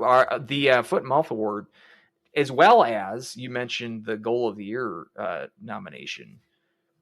We feel those from anybody. Anybody can do that. The reason I do that, and I add you to that tweet, is more for just simplicity of being able to compile all these at the time that nominations are announced. So that's not like saying definitely this is one of the top 3. I'm just using that so I can easily go back and see what are the ones that drew our attention during the year. And any of our listeners can do that, and we would appreciate it, in fact, because it helps us get those nominations. And the same with Foot and Mouth. You got a tweet. We especially prefer any sort of audio or video evidence of a Foot and Mouth nominee. A tweet actually kind of is sort of the lowest of the low. We would prefer it to not be a tweet, but if you have anything like that, college hockey related, for Foot and Mouth, it doesn't need to be St. Cloud related. For Goal of the Year, something like that, would need to be St. Cloud doing the scoring. But please tweet them to us, email them to us, to the show, huskieshockeypodcast@gmail.com. It's not just us. We need to get some good submissions. But this is, I'll definitely take them, put them on the spreadsheet as part of the consideration for Foot and Mouth. Spreadsheet. Yep. You knew that the Gophers losing to LIU was going to break a couple of brains. I was trying to think, like, Motzko bandwagon is out in full force. Do you think was that the bottoming out of the Motzko era of his Gophers tenure? I was trying to think the Thanksgiving beatdown against North Dakota. I think it was 9-2, maybe 9-3. I think that was in 2019. That's probably on the list.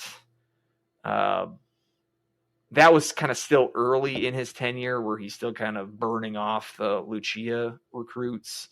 I mean, this is very much his team that he brought to Dinkytown that lost by 4 to the Sharks at home.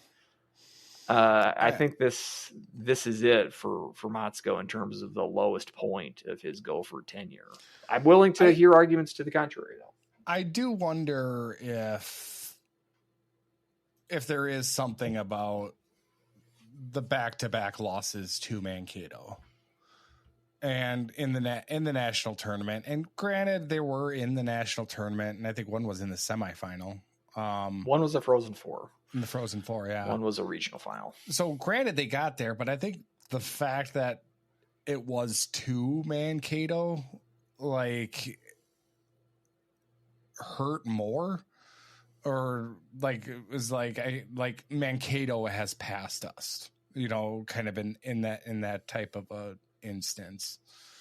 So I do wonder about that. But as far as like an individual game result of how far things have fallen, yeah, it's got to be this, because it's obviously it's a new team, and you're having probably one of your worst seasons in recent memory.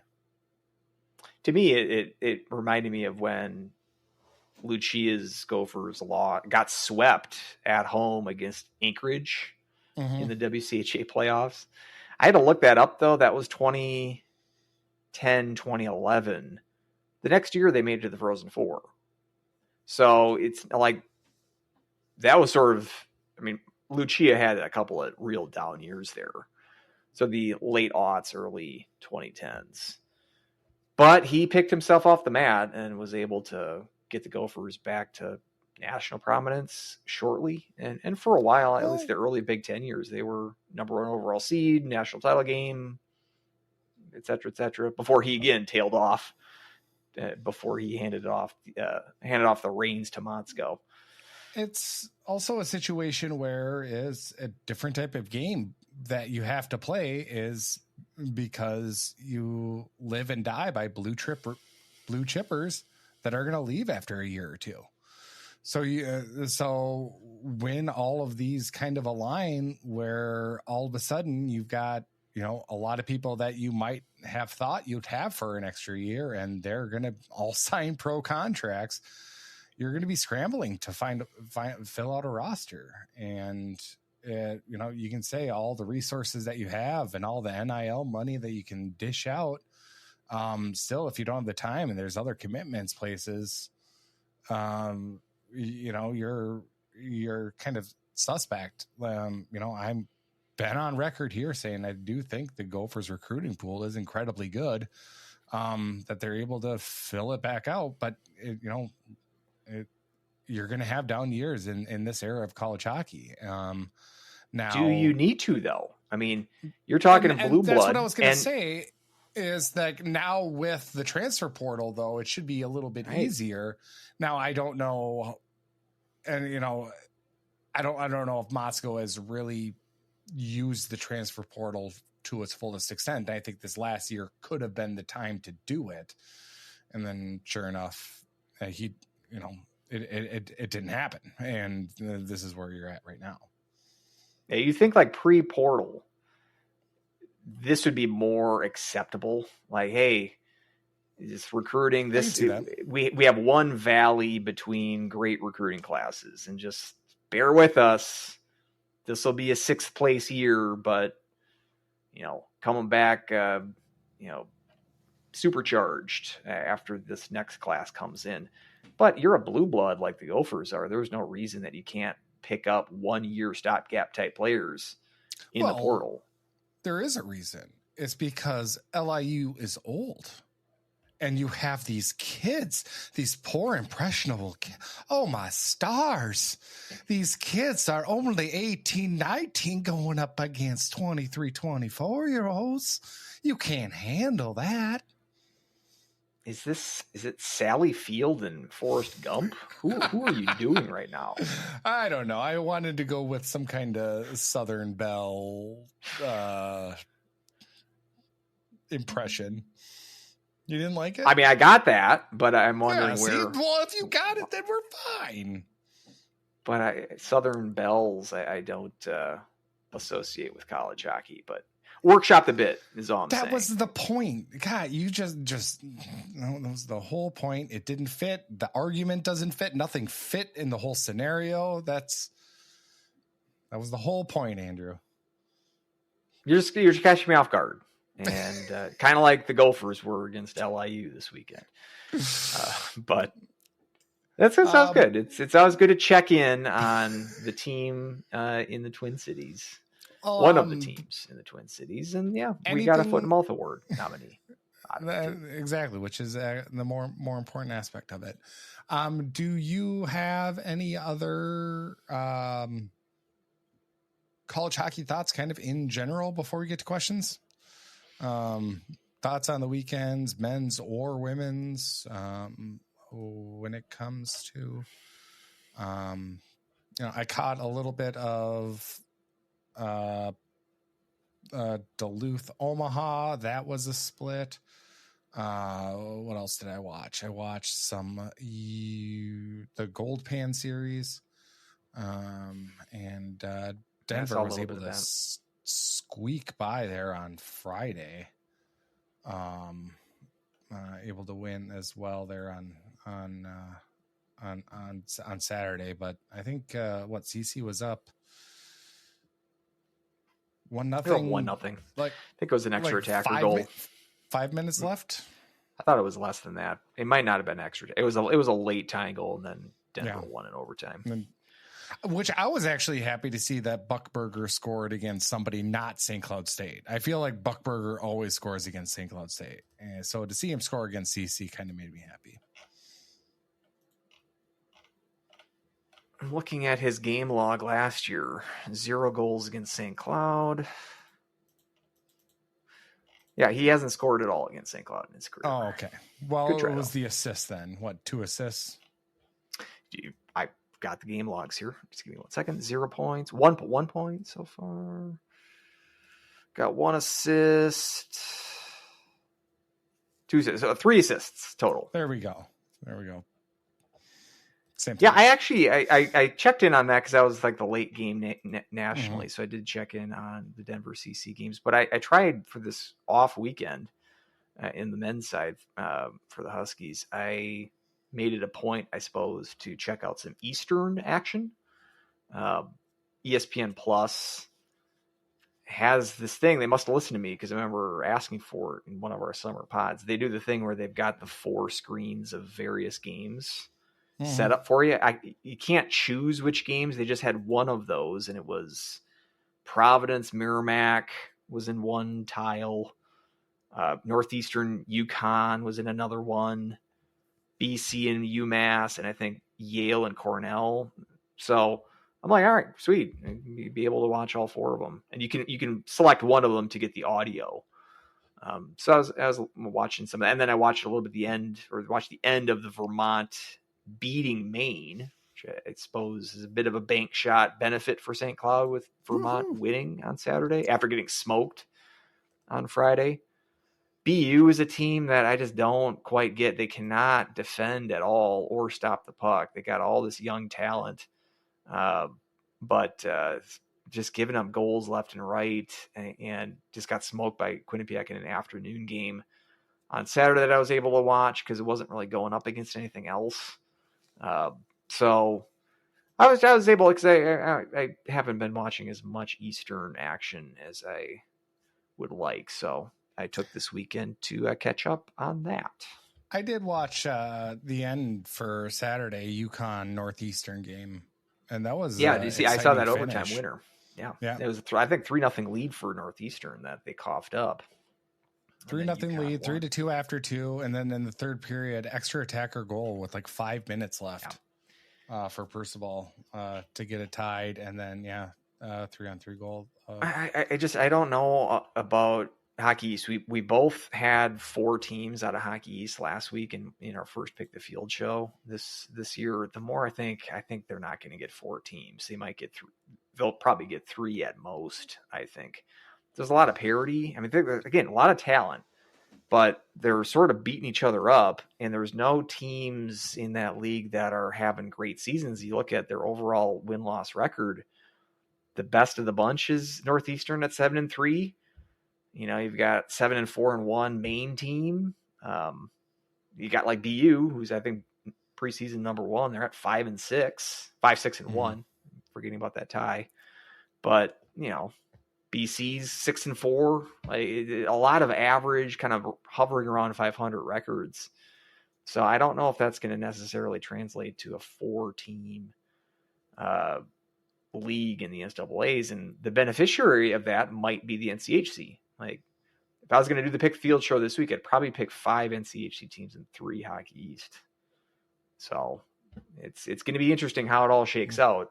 I don't know who that 5th NCHC team is at this point, but might be Omaha based on their weekend in Duluth. But yeah, it's interesting. There's parity, especially in the East, and you know, ECAC as well. Quinnipiac can look really good one game like they did against BU, and then lose to Yale like they did last weekend. So they're kind of a strange team. It's still that early point in the season. NPI is not quite firmed up yet. Can't really trust it at this point, but can kind of get some more firm opinions about some of these contending teams, and the games just continue to get more. I mean, it's not more important, but it seems like we can learn more from each game coming out here in each series, and I think that's going to be the case this weekend. with both St. Cloud's men's and women's teams playing some games that I think they can win. And from our perspective, we hope to see it happen. Well, let's talk about some wins tomorrow, right? Or next week. Please. Questions. Thoughts on midweek games in general? With 4 games per year against St. Thomas in the upcoming seasons, would you want 2 midweek games each year and get an extra full weekend off? I personally like that aspect. I kind of like the aspect of,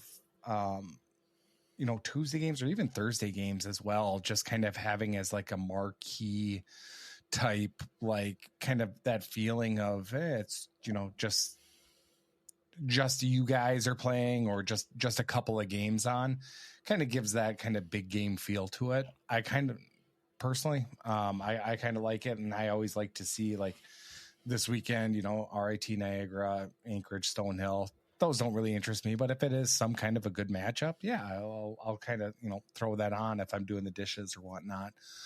So I like them. Now, if we play like we did on Tuesday, I'm going to be kind of against it. And also with the scheduling of them, kind of throws in that wrinkle of, do you want it afterwards or do you want to, would you rather be St. Cloud and have a weekend and then have it on Tuesday to get long rest afterwards, or Tuesday and then play again Friday, Saturday. So it's, there is that drawback that comes to it. But I wouldn't mind giving a couple of shots here and even, just to kind of see how they go throughout the season. But I know I'm probably in the minority when it comes to that. I don't necessarily disagree. We talked about this a little bit in one of our off-season shows, though. I don't know if it was how would we change the NCAA tournament? Go back to that. Somewhat of an evergreen episode because just throwing random ideas up against the wall. But one for me is shortening the season so that the Frozen Four takes place before March Madness starts. The way to do that, you basically got to trim 4 weeks off the season. 2 of them are really easy. Cut out the midweek, cut out the dead week between the regionals and the Frozen Four. That's 1 week that you're saving.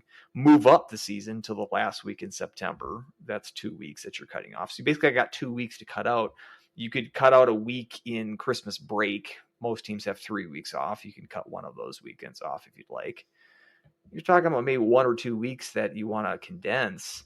The way to kind of do that would be to have more midweek games. So you could do that in conference, probably be the easiest if you have geographical convenience like you would with St. Thomas and St. Cloud. It might even work better with like non-conference games. Like if you're going to play 2 games, you're going to play a home and home with Bemidji like you did this year. Do that on 2 separate Wednesdays instead of a Friday, Saturday series. And that necessarily doesn't need to be at the same time of year. Could split it up over a month or 2 or 3 if you wanted to. The one drawback of so if you're doing it for conference play, like let's say this somehow becomes a thing where the NCHC really wants to condense the schedule and they dictate you got to play more midweek games. The drawback there, you're really bound by geography. You're not going to have Western and play Denver midweek based on travel. So if Denver was going to play a midweek conference game, it would have to be against CC. Well, those are the Gold Pan games. Isn't the goal those kind of big rivalry games are kind of natural to be on the weekends? Would that be kind of lessening the hype for a big rivalry game to put it on a Wednesday? Or would that be, in your argument of putting it sort of isolating it against everything else in the country, maybe that's elevating it to the status of the game of the week, for instance? I don't know. You can see kind of both sides of it. But maybe it's easier to do with non-conference. But I'm not opposed to midweek games. The East does it way more often, and I think that it's something that the West teams just don't do because of the difficult travel, but certainly not something I'm opposed to, and I wouldn't mind seeing more of it. Yeah, and I think also I wouldn't mind having more non-conference series throughout the year, and maybe not even series, just the one game midweek. Single games. Yeah, like if there's no reason why Mankato and us couldn't play, or Sioux Falls and us, or sorry, Augustana and us, or so it's I think there's a way you could do it, and I think it could it could work, and it's something to give it a shot. Now, who knows? School nights, who knows what it would do for attendance? But I personally, I kind of like having something different. And again, I've said, if you're going to rip off a sport, because like with hockey, they seem to want to imitate March Madness for the NCAA tournament, for instance, and to hockey's detriment. Been arguing that for a while. The NCAA sport that I think hockey would be best suited to imitate would be baseball, because I think it's closer to what hockey is in terms of like fan interest rather than a sport like basketball is. And something like baseball, that's how their schedule is. They have weekend series. They'll start the year with weekend non-conference series, but when conference play starts, what their schedule is, they'll have a 3-game series on the weekend, and then they'll play one midweek game that's a non-conference game.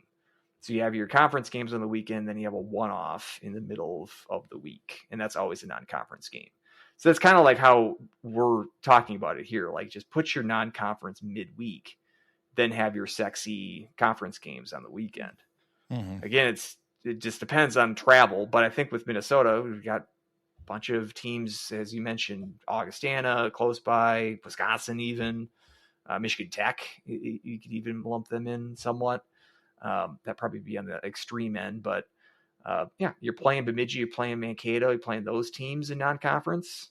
Throw them on a midweek game, rather. The downside there is you'd have the crowd that's saying, I remember back in my day, the 7:00 MSC 7:00 game. If it's not that, then it's I don't know. I can't read a TV guide, so now I'm slipping into Southern guy. So I can't. Okay, my Southern Belle was way better than your Southern guy. Well, I barely slipped into it until I caught myself doing it.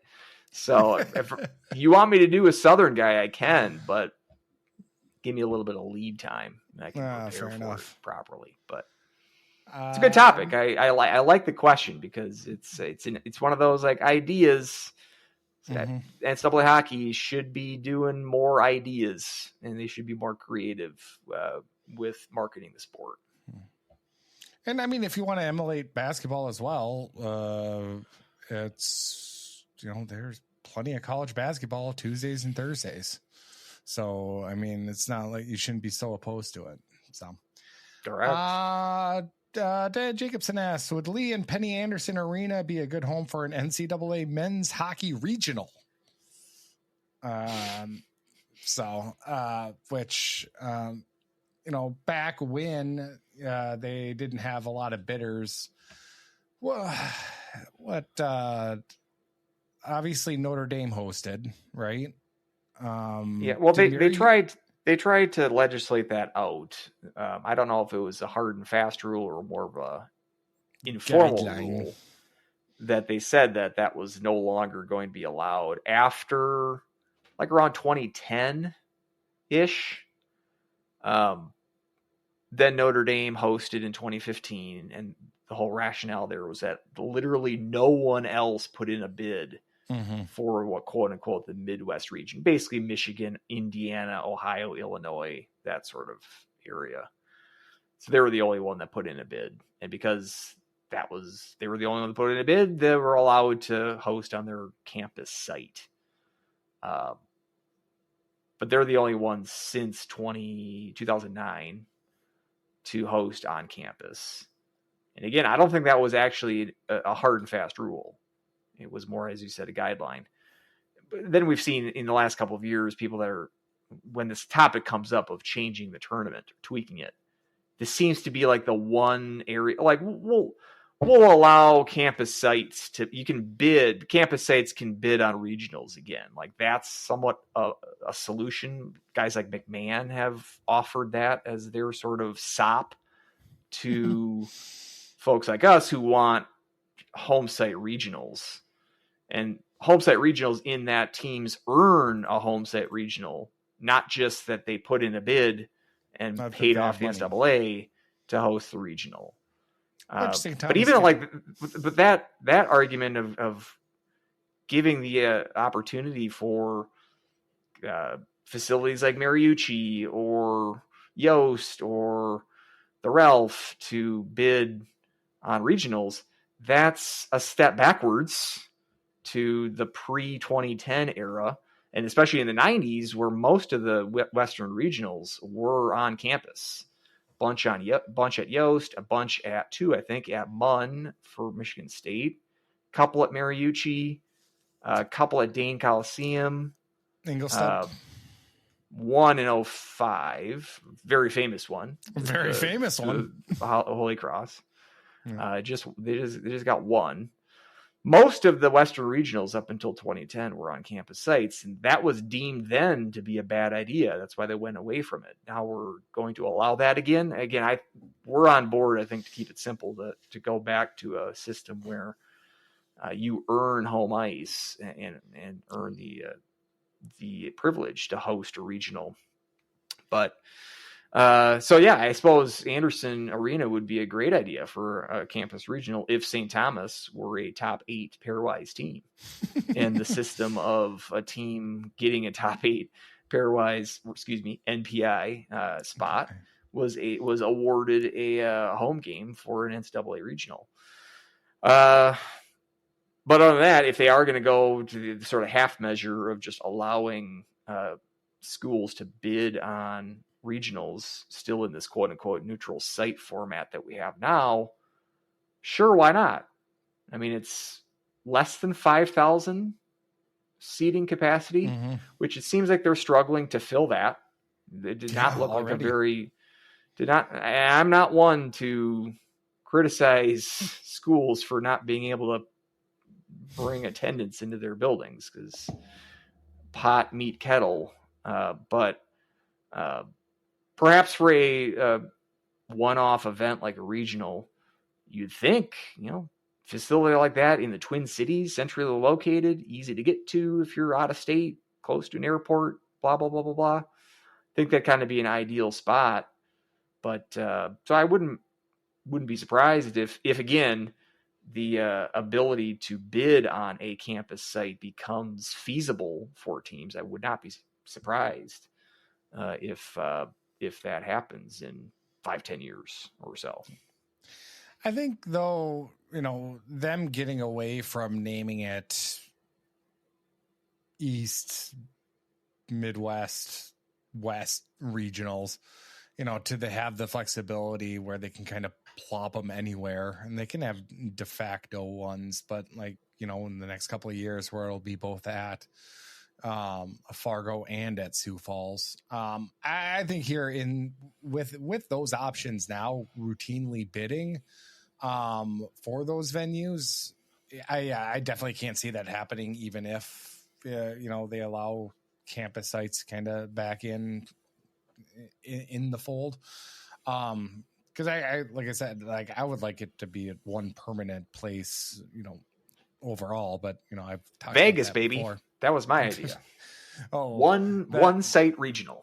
One site regional and one city and regional. everything. Several one sites, city. but one city. Yeah. So, but as far as where the system is right now, it's, I think, as good as it can be. But the system, as we've talked about, kind of needs an overhaul. So, but yeah, if that seemed like a perfectly fine facility, if you put that facility in Fort Wayne, Indiana. Yeah, it would host a lot of regionals. Yeah. Fort Wayne. That's a pull. It hosted a regional in 2010. Very poorly attended one. Shocker. And I've been to Fort Wayne. I spent a week in Fort Wayne. That's not a setup to a joke. I did spend a week in Fort Wayne once. And boy, are my arms tired. That about does her. That about does her. I'm Weldie at More Clappers, MOAR, More Clappers. Andrew, where can we find you?